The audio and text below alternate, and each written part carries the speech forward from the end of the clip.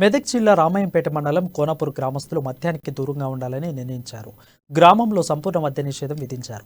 మేరకు గ్రామస్తులంతా తీర్మానం చేశారు. గ్రామంలో మద్య విక్రయిస్తే 50,000 జరిమానా విధిస్తామని హెచ్చరించారు. గ్రామస్తులు ఇటీవల చాలా గ్రామాల్లో బెల్ట్ షాపుల కారణంగా మద్యానికి బానిసలవుతున్న ఘటనలను చూసిన గ్రామస్తులు తమ గ్రామంలో అలాంటివి జరగకూడదని గ్రామస్తులంతా స్వయంగా మద్యాన్ని నిషేధించాలని విధించారు.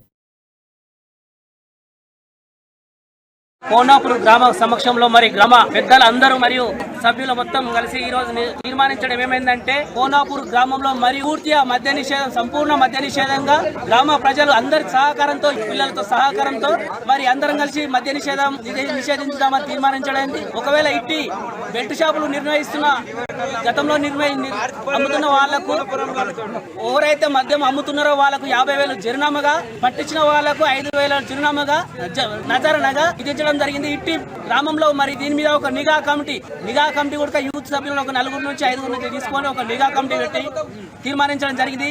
ఈ గ్రామంలో దేవాలయాలు కానీ గుళ్ళు గోపురాలు కానీ ఇట్లాంటి విద్యా సంస్థలు